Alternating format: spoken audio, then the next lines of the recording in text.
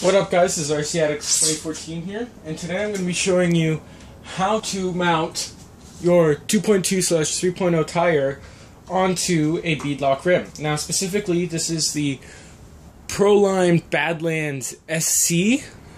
These are tires that I've used before and rims that I've used before. I forget what these beadlock rims are specifically called, and I don't have the packaging with me. It's somewhere else. So I'm just going to continue on. Now, with your tire, you're going to get the tire, and you're going to get this little, the blue foam on the inside comes pre-installed. With your beadlock, you get beadlock ring right here, looks like that. Nice red anodized. I believe you can get it in black as well. It says Proline on it. Will it focus?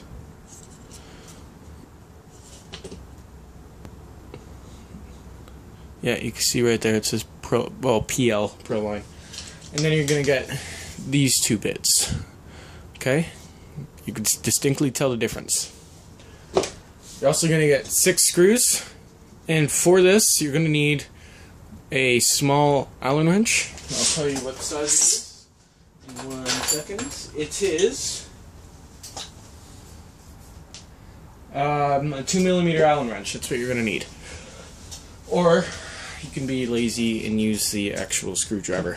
But today, for your sake, I'm going to use the Allen wrench. So, you are going to first, you're going to take out the blue bit, you're going to turn the tire inside out and clean the inside of the tire.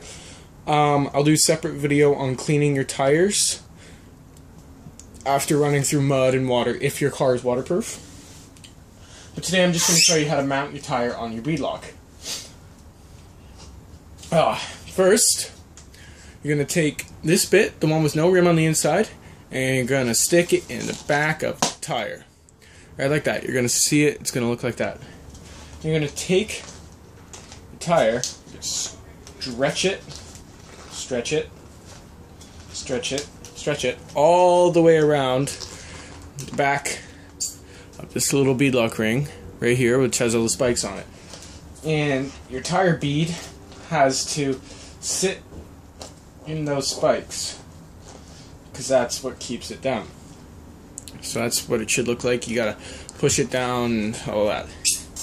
Then you slide over to the front side, and you gotta, first off, you should push your foam back to the back of the tire, and then push your beadlock ring in to the front bead, which it looks like the same as the back one. It's got little spikes in it.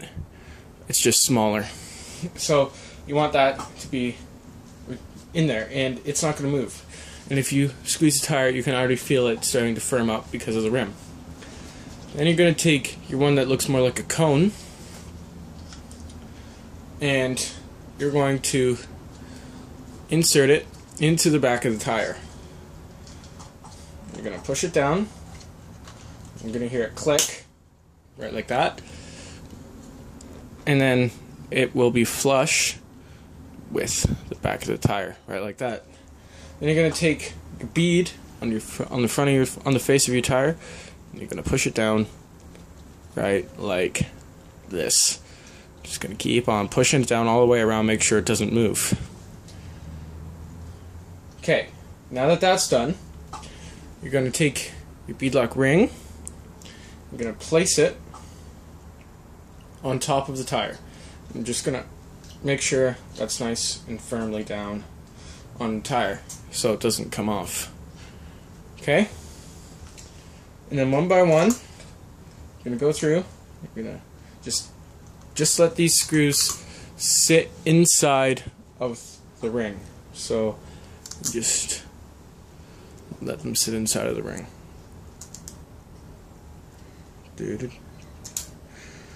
Okay.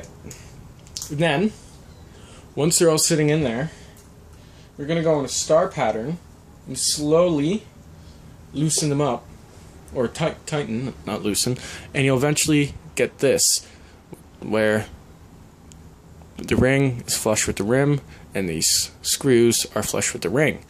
The reason you do it in a star pattern is you don't completely compress one area of the tire at one time, and you don't either bend the rim the bead lock or destroyed your bead on the tire. And once you're done all that, it'll look like this, and it'll become super firm if you do not have holes in your tires like these two. Listen. You can probably hear that. Put it right up to the mic. You can actually see down there. You can kind of see it right there. There's a little hole.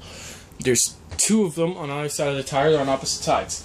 If you look on the back of this tire, there's no holes. So there's no air escaping from this tire. Completely airtight.